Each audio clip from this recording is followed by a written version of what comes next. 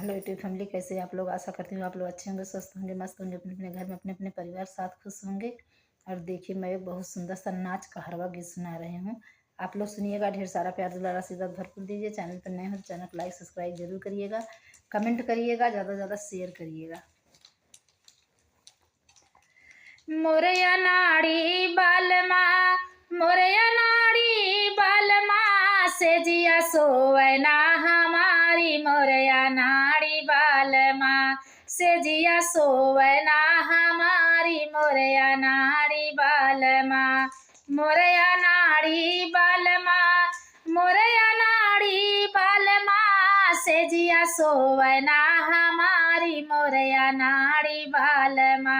से जिया सोवना हमारी मोरया नाड़ी बालमा, खेला दिहल कुल बिगाड़ी मोरया नाड़ी बालमा, बारी उमारिया पे गमन करावल हो, गमन करावल चूर कई दिहल पिया सगरो सपानमा हो, सगरो सपानमा, बारी उमारिया पे गवन करावल हो, गवन करावल चूर कई दिहल पिया सगरो सपानमा हो, सगरो सपानमा, अरे मारी गईले तोहरो मतिया मारी बालमा, खेला दिहला कुल बिगाड़ी मोरया नाड़ी बालमा, अरे तोहर मतिया गईले मारी बालमा,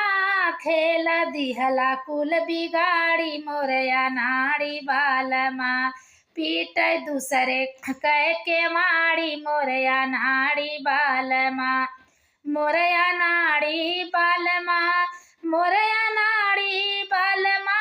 से जिया सोवना हमारी मोरया नाड़ी बालमा, से जिया सोवना हमारी मोरया नाड़ी बालमा,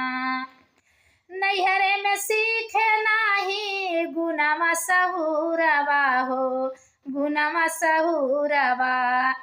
नैहरे में सीखे नाही गुनमा सहुरवा हो, गुनमा सहुरवा, सासु ननदिया दई है गारी बालमा, खेला दिहला कुल बिगाड़ी मोर अनाड़ी बालमा, खेला दिहला कुल बिगाड़ी मोर अनाड़ी बालमा,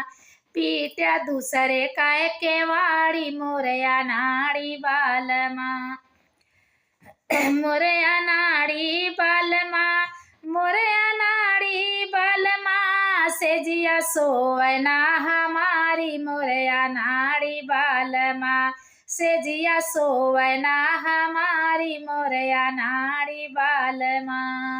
मेरा गाना गीत आप लोग को कैसा लगा, प्लीज़ आप लोग सुनिएगा। चैनल को लाइक सब्सक्राइब जरूर करिएगा, कमेंट करके बताइएगा।